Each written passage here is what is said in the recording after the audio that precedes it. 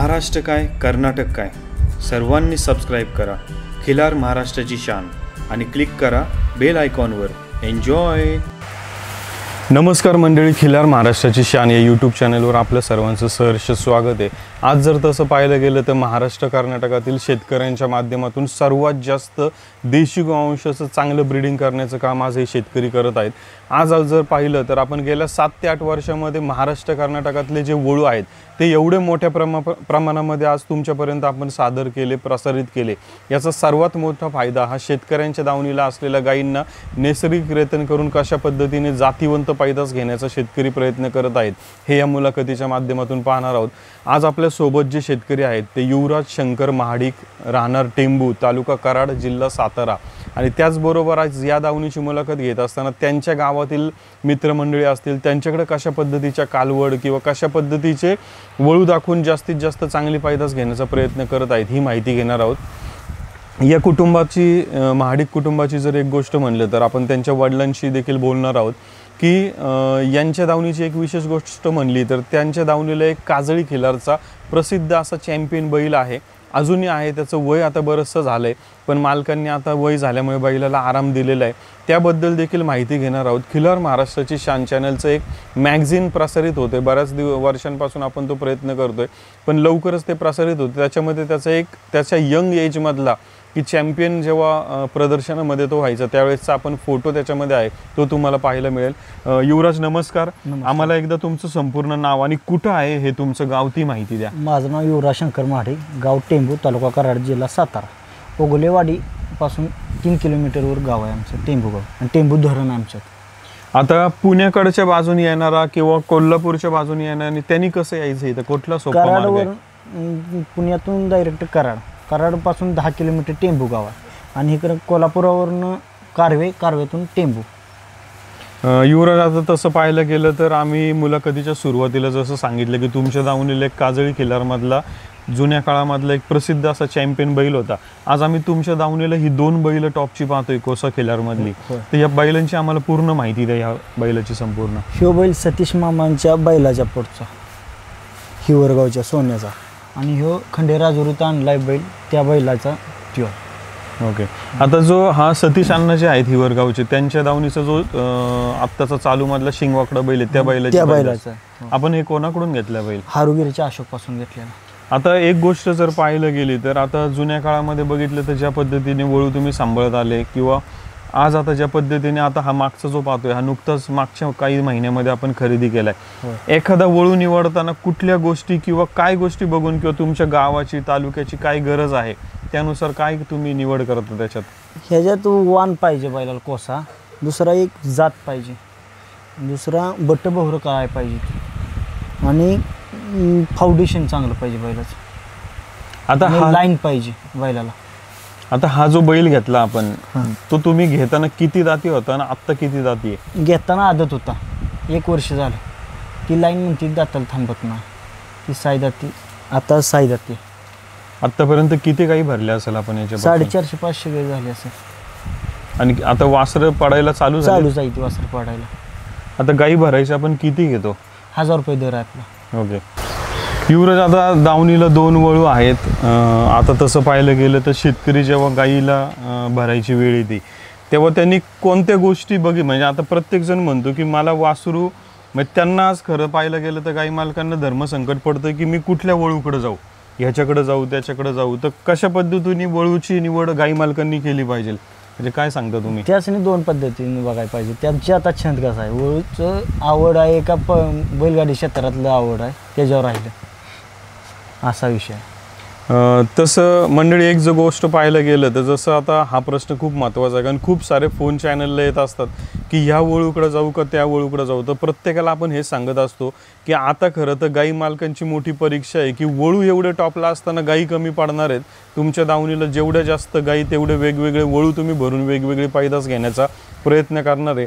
पण सगळ्यात पहिला जर कुठलं हे असेल, आपण नाद सगळे करू पण पैशाचं गणित काही कोणाला लपवता येत नाही। सगळ्यात पहिल्यांदा आपली गाय ज्या गावात आहे त्या गावामधला आपला तालुक्यातला सगळ्यात पहिला जवळचा वळू कोणता आहे त्या वळूकडे जाण्याचा प्रत्येकाने पुढाकार किंवा पहिलं ते त्यांनी त्याला पुढाकार दिला पाहिजे की जेणेकरून आर्थिक गणित असेल हे पण बसलं पाहिजे. युवराज, आता एक गोष्ट हे म्हणायला गेलं, आज बरेच जण म्हणतात की शर्यतीचं मोठी क्रेज आहे, आमच्या गाईला शर्यतीचं वासरू होईल का काय, तर ते होणार वासरू शर्यतीला जाईल, प्रदर्शनाला जाईल का दुधाला जाईल, हे कशाशी निगडीत आहे? विषय असा आहे, कसं आहे माहिती आहे, गाय पाडेल त्या बेताव आपल्यापाशी तिकोंडीचा बन बैल आहे, शेजापूर खाणीतला बन बैल आहे, त्यात चॉईस करायचा बैल आणि तो गाईवर आम्ही बैल सोडतो. असं कधी होतं का की एखाद्या दिवशी मालक बघून आलेला असतो हा बैल फोटोवरती व्हिडिओवरती आणि तो म्हणतो ना आता तो सोड, असं होतं कधी कधी? एकदा झालं, मागल्या 4-5 दिवसात झालं. ह्या बैलासाठी फलटणची गाय आली होती, ती पुन्हा इथं आली, ती म्हणली नको तो बैल सोडा. मग आता एक विचारायचं आहे की दावणीला 2 बैल कशासाठी सांभाळतो आपण, म्हणजे काय कारण याला? एका बैलाचं काम नाही, लोड लय येतो. गया कसं आहे, लांबनं माणूस येतं, दिवसात 2-2, 3-3, कधी कधी काहीच नसतं, आले तर 4-4 पण होते आणि 5-5 होते. तेव्हा एका बैलाकडून गया गाब जाणं म्हणजे एवढं बैलाला पण एवढं स्पीड लागत नाही हो, त्याच्यासाठी 2 बैल पाहिजे. तीच कमीत कमी किती गाई आपण भरतो की नाही एवढ्याच गाई फक्त बस एका बैलाकडून? 2-3, त्याच्यावर नाही ना. काय हो, याचं एवढ्या लांबनं पुन्हा तिथं पुन्हा फिलबिल गेली तरी टेम्पो भाडं आलं, पुन्हा तुम्हाला सांगतो खर्च आला, त्याच्यासाठी 2 नाही तर 3च. आता एक गोष्ट तर आमचे शेतकरी कायम म्हणजे त्यांना प्रश्न हा निर्माण होत असतो की गाय आणली, भरली, घरी नेली, 1 महिन्याभराच्या आत गायीनी परत हे दाखवला, मांस दाखवला, तर हे गणित कोणाचं चुकतंय? म्हणजे गाई मालक योग्य टायमिंगला येत नाही का, प्रवासात काही हे होतंय का, ऊन किंवा वातावरण काय फरक पडतो? कसं असतं, ऊन पण लागलं तर नाहीतर आतलं गायची सिस्टीम काय आहे ते आपल्याला पण माहीत नसतं, ते डॉक्टरच्या ह्यानंच पिशवी धुवून घेणं गरजेचं असतं. पुन्हा तुम्हाला सांगतो बैल, आणि दुसरा विषय असा, बैल माणसं इथं आलो काय म्हणते डबल बैल सोडा, काय बैलासनी गायासनी सोसत नाही, डबल बैल सोडल्यावर, असा विषय आहे. युवराज, आता आम्हाला एक विचारायचं आहे की आज तसं पाहायला गेलं तर खिलारमध्ये बऱ्याचशा आपण उपजाती आहेत की कोसा असेल, काजळी असेल, गाजरी असेल, हरण्या असेल. मग आता गाय भरत असताना एखादा वळू मालक, जेव्हा गाई मालकांचे पण बरेचसे प्रश्न असतात की बाबा आमची गाय अशा पद्धतीची किंवा तिचं शरीर असं आहे किंवा लहान गाय आहे, तर कुठला वळू भरावा, तर याच्यावर काय मार्गदर्शन करतो? गाय बघून, गाय पांढरी असली तर कोसा बैल भरणं गरजेचं आहे. गाय आणि गाय लय कुशी असली तर नॉर्मल पांढरा असला तरी चालतोय बैल गायला. आणि गायचं कसं आहे, शरीर, पाय ही बैलाच बघूनच बैल भरावा गायला. आणि आता होणारं वासरू आता तसं पाहायला गेलं तर प्रदर्शनाला जाणार का शर्यतीला जाणार, आता हे बरंचसं गाय आणि बैल याच्यावर असतं. पण त्याच्यानंतर मालक जो आहे तो ज्याच्या हातावर ते वासरू शिकणार आहे, पुढे ट्रेन होणार आहे, ते पण असतं. मग हे कसं काय गणित? विषय असा आहे, आता काही गाया पळते ती दुधासाठी पळते ती आणि म्हणते पुन्हा आमचं शर्तीसाठी चालतं. अहो तुम्ही दूध पाजलं तर शर्तीसाठी होणारच की, नुसतं तुम्ही दूध काढायचं आणि डेअरी ह्याला विकायचं तसं चालत नाही, ती खुरटून जाते वासरू पाक, त्याला दूध ही पाहिजेच आईच. आता छकडी शर्यतमध्ये जर पाहायला गेलं तर जवळपास पहिला गट असेल, सेमी असेल, फायनल असेल, एवढं अंतर पार करायला छकडी शर्यतमध्ये त्या बैलाकडून ज्या पद्धतीची मेहनत, कष्ट करून घेतलं जातं. आणि आज पाहायला गेलं तर छकडी शर्यतीच्या मैदानावर आपल्याला हल्लीकर किंवा म्हैसूरची वासरं म्हणतो ती जास्त प्रमाणात जुन्या काळात पाहायला भेटायची. अलीकडच्या काळात कदाचित हे जे गाडा मालक आहेत ते आपल्या खिलार कोसा वासरांकडे जास्त यायला चालू झालेले.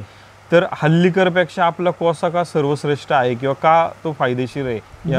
बैल लेट पेटतो, लेट गती धरतो, टॉपला वासरू पळतो. उदाहरण मांगडे तात्या सुंदर आहे, तुम्हाला सांगतो घरणिकीचा बैल आहे, अशी बैल लय आहेत. तुमच्या कराड तालुक्यामध्ये किती प्रमाणात गायी बैल असतील शर्यतीची? मोठ्या प्रमाणात आहे? मोठ्या प्रमाणात. गायी जास्त आहेत का शर्यतीची बैल जास्त आहेत? गाय पण आहेत आणि शर्यतीची बैल पण आहेत. तुमचे कराड तालुक्यामधले काही गाडा मालक किंवा छकडी शर्यतीतले बैलगाडा मालक जे आहेत बरेचसे प्रसिद्ध आहेत, त्यातले काही आम्हाला मालकांची नावं सांगा. तुषार घोरपडे आहे, पुन्हा अमित पाटील आहेत, पुन्हा तुम्हाला सांगतो ताती आहे ती, पुन्हा जीपी ही उदयदादा आहे ती. आज एक गोष्ट चांगली वाटते का की आज शर्यत बंदी उठली, चांगले दिवस आपल्या खिलारला येतात, ते काय वाटते याबद्दल? होय, चांगलं वाटतं की. अहो आमचा हिऱ्या होता तेव्हा महिन्याला 5 गाई व्हायची, जिकीर व्हेज 5 गाई म्हणजे. हम्म. आणि आता महिन्याला 32 गाई होती. त्यात समाधान वाटते, प्रमाण वाढले वाटते. आता इथून पुढे जर तसं पाहायला गेलं तर खिलार क्षेत्रामध्ये आता शहरी भागात पण मोठ्या प्रमाणात गायी वाढतात आहे. गावाकडच्या तुमच्या भागात पण आज शेतकरी गायी घेतोय. होणारं कालवड किंवा खोंड असेल तर ते पुढे आर्थिकदृष्ट्या विकलं जाऊन चांगला फायदा होईल. तर याच्यामुळे शेतकरी गायी पण संगोपन मोठ्या प्रमाणात करतात आहे. पुढील भविष्यकाळात तुम्हाला कोणती गोष्ट अशी वाटते की बाबा आमच्या वळू मालकांसाठी ही गोष्ट जर पुढे झाली तर अजून फायदेशीर राहील? आता काय नाही, एवढंच आहे, गाय आज सांभाळणं गरजेचं आहे. गाय ही अजून प्रमाण वाढायला पाहिजे. आता वळूचा सकाळपासून संध्याकाळपर्यंत काय दिनक्रम असतो आपला? काय सकाळचं काय तुम्हाला सांगतो, उठल्यावर सकाळचं 6 वाजता उठायचं, कुटा घालायचा, कुट्टी खाऊन झाल्यावर भरड ठेवायचं आणि पुन्हा एका गाई आले पुन्हा गाई एखादी लावायची. आता आमचे काही शेतकरी असे पण त्यांना प्रश्न पडतोय, काही लांबचे शेतकरी आहेत, त्यांना गाय त्यांची बऱ्याचदा असं होते की 2दा-3दा वळूकडं नेली, ती गाय परत माझावरीने रिवर्स झाली, उलटली, अशा अडचणी येतात. तर काही शेतकऱ्यांचं असं म्हणणं आहे गाई मालकांचं की वळू मालकांनी पण आमच्या गायी जर शक्य झालं तर काही दिवस किंवा गाय कन्फर्म 1-2-3 महिन्याची गाभण होईपर्यंत जर वळू मालक तुम्ही ठेवू शकले, त्याचं जे काय आर्थिक लागणारं वैरण चारा तुमचं सांभाळ आहे ते आर्थिक ते तुम्हाला देऊ शकले तर त्या माध्यमातून तुम्ही गायी ठेवण्याचा प्रयत्न करू शकता का, जर तुमच्याकडे व्यवस्था असेल तर? असाही व्यवस्था आहे.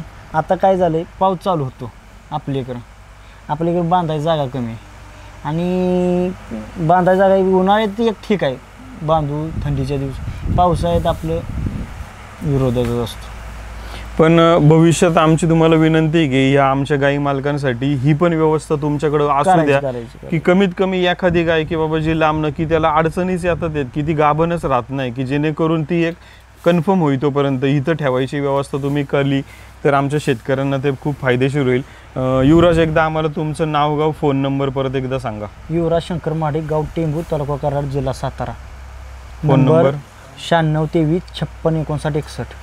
युवराज, आता एक शेवटचा प्रश्न, एवढे मोठे वळू सांभाळत आपण, ह्यांचं शरीरयष्टी खुराक वगैरे हे ठीक आहे, पण व्यायामाच्या दृष्टीने आपण काय करून घेतो यांच्याकडून? व्यायाम गाय छकडीला चालवणं ही गरजेचं आहे आणि नुसतं ह्याला छकडीला मोकळ्या रानात आम्ही चालवतो, रोटर मारलेले, रस्त्यानं नाही चालवत, त्याच्यामुळे शरीर चांगलं येतं. धन्यवाद युवराज. तर मंडळी, या मुलाखतीच्या माध्यमातून आपण युवराज यांच्याकडून या त्यांच्या दावणीच्या असलेल्या 2 वळूंबद्दल माहिती घेतली. आता आपण पुढे कुठेही जाऊ नका, एक थोड्याच वेळात त्यांच्या वडिलांसोबत चर्चा करणार आहोत की ज्या माध्यमातून त्यांच्या जुने जाणकार शेतकरी कशा पद्धतीने त्यांच्याकडची माहिती आहे याबद्दलची माहिती आपण घेणार आहोत. मंडळी, या मुलाखतीच्या सुरुवातीला आपण दावणीच्या शेतकरी युवराज महाडिक यांची माहिती घेतली. त्यांचे वडील आपल्यासोबत आहेत. आज तसं पाहायला गेलं तर सर्वात महत्त्वाची गोष्ट जर म्हटलं तर दावणीला गाय बैल, वळू बैल सांभाळत असताना आपल्या घरच्यांचा त्याला सपोर्ट असणं, आधार असणं हे खूप महत्त्वाचं आहे. काका नमस्कार, चॅनलवर तुमचं स्वागत आहे. आम्ही युवराजकडून मागच्या 2 वळूंची माहिती घेतली. आपल्या दावणीला एक जुना वळू होता काजळी खिलारमधला, आम्हाला त्याची माहिती द्या. आता किती वय आहे, काय आहे त्याची सध्याची स्थिती आहे? त्याचं वय आता 15 वर्षात चालू आहे आणि तो काजळी खिलारमधला आहे. आत्तापर्यंत किती गायी भरून झाल्या त्याच्याकडून? कमीत कमी त्यानं 2-3 हजार तरी सहज भरली असते. मग आता का भरवत नाही आपण त्याच्याकडून? आणि आता ती काय झाले की वय झाल्यामुळं आम्ही आपलं ठरवलं की गाय पलाटण्यापेक्षा बंद केलेला चांगला. मग आता याच्यामध्ये बैल म्हातारपणात सांभाळत असताना त्याचं वय झालंय, बरेच जण म्हणतात की बैल आता म्हातारा झाला देऊन टाका किंवा काय. मग आता दावणीला सांभाळत असताना त्याचा खुराक असेल, वैरण असेल, कारण म्हातारपणात त्याचं ज्या पद्धतीचं शरीर त्याचं तो त्या तरुण होता त्यावेळेस जे पाहायला मिळायचं, तर आत्ता कसं म्हणजे ते मेंटेन करता तुम्ही? काय नाही, त्याला आपलं एक टाइम रतीब चारतो आणि दुसरी गोष्ट त्याला आपला हाही ह्याच्याबरोबर सांभाळायचा, चाराही घालायचा या वळूच्या बरोबर, त्याला काय त्याच्यात काय कमतरता नाही. आता एक गोष्ट मला तुम्हाला, ह्या दावणीला आज एवढा म्हातारा बैल सांभाळताय, जुन्या आम्ही गेले 8 वर्षापासून तो बैल पाहतोय तुमच्याकडं, ते एक गोष्ट विचारायची की म्हातारपणात आम्ही असं ऐकलं की काही जण म्हणतात आता काही कामाचं नाही, देऊन टाकू, काही करू, पुढं जिकडे व्यापाऱ्याला विकू, किंवा असं नाही कधी विचारत का? नाही बरं का, आम्हाला बरेच जण म्हटली ह्याला ठेवू नका, पण ह्यो ऑल इंडिया चॅम्पियन आणि 135 पदकाचा मानकरी, त्यानं 2013 किंवा 2012 तिथनं जे तो नंबर काढीत राहिला आहे तो शेवट महेदादाच्यात प्रदर्शनात नंबर केला आणि तिथनं आलो आणि आम्ही रिटायर केला. आता एक गोष्ट पाहायला गेली तर हा आता एवढा जुना वळू आहे, 15 वय आहे, तर हा कुठून घेतला होता? तो लक्ष्मी टाकडीमध्ये 7 महिन्याचं वासरू घेतलं होतं आम्ही 40,000 रुपयाला. म्हणजे त्यावेळेस ते निवडलं तेव्हाच लक्षात आलं होतं की पुढे वळूच्या कामासाठी नाही, लय जणांनी त्याला नाकारलं होतं, लय वळूवाल्याने. पण आम्ही गेल्यानंतर म्हटलं आपल्या पैशाच्या हिशोबात ही बसतंय आणि होणारी वस्तू आहे. का आता आम्हाला का नाही तिथले एक जण आमच्या जोडीदारानं ह्याचा वडील दावला होता. म्हणले तो बैल बघा कसा आहे. बैल साधाच होता पण बैल लय कडक होता. मग आम्ही आपले ही 40,000 रुपयाला वासरू घेतलं. आता एक विचारायचं आहे की माग आम्ही कोसा खिलार पाहतोय आणि हा जो जुना तुमचा काजळी होता, कोसा खिलारचा जो खुराक असतो तोच काजळीचा सेम असतो? सेम त्योच. फक्त काय आहे की काजळी सगळ्या बाबतीत हुशार. कुठलंही त्याला कराय म्हणजे तुलाव चढवायचं म्हणा, ही म्हणा, हलगीचं म्हणा, सगळं कामकाज मस्तपैकी काजळी ऐकते. पण ही ऐकत नाही. कोसा लय कडक कोसा. आता असं म्हणतात की कोसा खिलार, आता बरेच जण म्हणतात की आम्हाला गाय सांभाळायची शहरात आहे किंवा अजून कुठे घरी बाई माणूस आहे किंवा काय, तर सांभाळताना शांत गाय पाहिजे. तर मग नाही, ते आपल्या संस्कारावर राहते शांत. सारखं घसट पाहिजे, अंगावर हात फिरवला पाहिजे. किती बुजार असली तरी घरच्या मालकी त्यांच्या स्वभावावर राहील. कारण का आता आमची बैल आहे ना आमच्या मंडळीच्या हातावर आहे. आम्ही कुठे गेलो तरी आता जरी तिला बोलवलं का नाही, बैल हिथून इकडे येणार, तोंडावून हात फिरवाय. आता तो बैल जुना बैल पाणी पित असला, ती जर म्हणजे नाही तोंड वर घे, लगेच बादलीतलं तोंड काढतो. म्हणजे कसं आहे की हुरूप पाहिजे. प्रत्येक घरातल्या बायका माणसाला पहिली मेन हुरूप पाहिजे. त्यांनी जीव लावला तर किती बुजार नाही, कसलं बी असू दे, कसलं बी असू द्या, ती सवय घेणारच 1 महिन्याच्या आत, किती बुजार असत. आता एक गोष्ट विचारायची, मगाशी आम्ही युवराज सोबत बोललो, आज कसं वाटतंय तुम्ही वडील ज्या पद्धतीने तुम्ही आता जुन्या काळापासून करत आले, आज युवराज ज्या पद्धतीने आज 2 वळू सांभाळतोय आपण म्हणूया, तुमची त्याला साथ आहे, कसं वाटतं आज काय करतो युवराज? युवराज 1 नंबर सांभाळतो. आनंद वाटतो या गोष्टीचा? मनाला बरं वाटतंय. कधी असं नाही वाटत का, म्हणजे आता कधी कधी आपण असं म्हणतो की जे वडिलांनी केलं ते मुलांनी करू नये, तू काहीतरी वेगळं काम कर, असं नाही वाटत? नाही वाटत. चांगलं आहे. हो, चांगलं आहे. आपल्याकडे कोण बघणार आहे, हे आहे म्हणून तुम्ही आला, नाही तर कोण येत. आता खरं तर हे तुम्ही जे बोललेत की आज दावणीला तुमच्याकडे एखादी चांगली गाडी असते ते बघायला आम्ही नसतो आलो, कोण नाही. आज लय लांबचा प्रवास करून आज इथं कठीण, म्हणजे तसं पाहिलं गेलं तर युवराजचं आमचं किती दिवस झाले बोलणं चालू आहे, कधी येत आज कदाचित त्याला 1-2 वर्षात मुहूर्त लागलाय. तर हे पण ही गोष्ट म्हणजे दावणीला काही असलं तरी देशी गोवंश पाहिजे, काय बी असू द्या, पण देशी जनावर पाहिजे. एक वेगळी गाय असू द्या, बैल असू द्या, पण त्याच्याशिवाय वाट रोडनं जाणारा माणूस थांबत नाही. आता टेंबू गावामध्ये तुमचं अजून कोणाकडे वळू आहे का? तुम्हीच. आज गावाला काय वाटतं तुम्ही आज अशा पद्धतीने? गावाला आतल्या म्हणतील काय घासं ना, पण टिगवलं हे असं आहे. कारण आज एक पाहिलं गेलं तर एक कुटुंब तुम्ही सांभाळत असताना ते गाव, तालुका, जिल्ह्याचं नाव खरं तर तुम्ही महाराष्ट्र, कर्नाटक नाही भारतात पोहोचवत, हा एक मोठा आनंद आहे खरं तर. मंडळी, खरं पाहायला गेलं तर आज या दावणीची मुलाखत घेत असताना आपण युवराजशी बोललो, त्यांच्या वडिलांनी पण त्यांचे जुने विचार की कशा पद्धतीने काय चालू आहे काम याबद्दल माहिती दिली. एक गोष्ट आवर्जून सांगतो मंडळी, प्रत्येकाने देशी गोवंश सांभाळा, गाय सांभाळा, आणि सर्वात महत्त्वाचं म्हणजे आज हे वळू मालक एवढ्या चांगल्या पद्धतीचे वळू हे शोधून आणणं, त्यांचा खुराक, वैरण, बरीचशी मेहनत आहे. आज आपण फोटो आणि व्हिडिओच्या माध्यमातून जेव्हा ही बैलं पाहतो तेव्हा ही पाहत असताना आपल्याला वाटतं काही नाही, नॉर्मल आहे, पण ह्याच्या मागचे जर कष्ट, जर आपण स्वतः दिवस रात्र जर तिथं जाऊन थांबलो तर ते ज्या पद्धतीने हे कुटुंब कष्ट घेत असतात, खरं तर ही गोष्ट म्हणजे यांच्या कामाला खरं तर आपण सलाम करूया. प्रत्येकाने एक आपली गाईला या वळूकडून भरलं पाहिजे. अशा पद्धतीचे जातीवंत वळू युवराज शंकर महाडिक, राहणार टेंबू, तालुका कराड, जिल्हा सातारा, यांच्या दावणीच्या या वळूपासून आवर्जून गाय भरली पाहिजे. यांचा नंबर खाली डिस्क्रिप्शनमध्ये दिलेला आहे. आणि सध्या आपण वरती तुम्हाला डाव्या कोपऱ्यामध्ये गुगलची एक लिंक दिली की मायक्रोचिपची नाव नोंदणी चालू आहे. मायक्रोचिप म्हणजे आता काही शेतकऱ्यांना आपण शेतकऱ्यांचे पण अनुभव, ज्यांना मायक्रोचिपबद्दल माहिती आहे ते देखील आपण तुमच्यापर्यंत शेअर करत आहोत. अजून एक छोटासा अनुभव मला सांगायचा आहे. आज युवराजचे वडील आपल्यासोबत आहेत. आज 15 वर्ष वयाचा एक काजळी खिलारमधला चॅम्पियन, कितीतरी पदकं त्यांनी जिंकली ते मालकांनी सांगितलं. आज युवराज सांभाळतोय. हे पिढ्यानपिढ्या चालत राहणारी गोष्ट आहे. आज वडिलांना वाटत नाही की मुलांनी मी जे केलं त्याच्यापेक्षा वेगळं काहीतरी करावं, मुलांनी पण तेच पुढं घेऊन जावं. आज 2025मध्ये ह्या शतकामध्ये आपण अजून कशा पद्धतीने देशी गोवंश सांभाळला पाहिजे आणि या शेतकऱ्यांनी ज्या पद्धतीने कष्ट घेत आहेत या कष्टाचं चीज कुठे कुठे झालं पाहिजे. सर्वात महत्त्वाचं म्हणजे ह्याची नोंद झाली पाहिजे. आज अशा पद्धतीचे वळू सांभाळत असताना त्याची पैदास असेल, त्याच्यापासून भरल्या जाणाऱ्या गायी असेल, ह्या मालकांची नावं असतील, ही मायक्रोचिपमध्ये नोंद कायम तुमची राहणार आहे. आणि आपण करत असलेल्या कामाची नोंद ही पुढील म्हणजे इतिहासात कुठे ना कुठे राहिली पाहिजे. गेले 8 वर्ष झाले चॅनलच्या माध्यमातून काम करतोय, पण याची नोंद अजून चांगल्या प्रकारे शेतकऱ्यांचं नाव कसं एका चांगल्या उंचीवर येईल याच्यासाठी हा प्रयत्न आहे मंडळी. खिलार महाराष्ट्राची शान चॅनल लाईक, शेअर, सबस्क्राईब करा. खूप खूप धन्यवाद मंडळी. आज एक गोष्ट जर पाहायला गेलं तर प्रत्येक शेतकरी जेव्हा काम करत असतो त्याच्या घरातील मंडळी असतील, मित्रमंडळी असतील, गावकरी असतील, यांच्या बऱ्याच जणांची साथ त्यांची असते या कामामध्ये. आज आपल्याला सोबत युवराजचे मित्रमंडळी येथे सोबत आहेत. आपण त्यांना काही प्रश्न विचारणार आहोत. कारण आज जर पाहायला गेलं तर वळू सांभाळतो तेव्हा त्या वळूच्या नादाने बऱ्याचशा कालवड किंवा गायी सांभाळल्या जातात, त्यांच्यापासून पैदास घेण्याचा प्रयत्न करत असतो. खिल्लार महाराष्ट्राची शान, खिल्लार महाराष्ट्राची शान.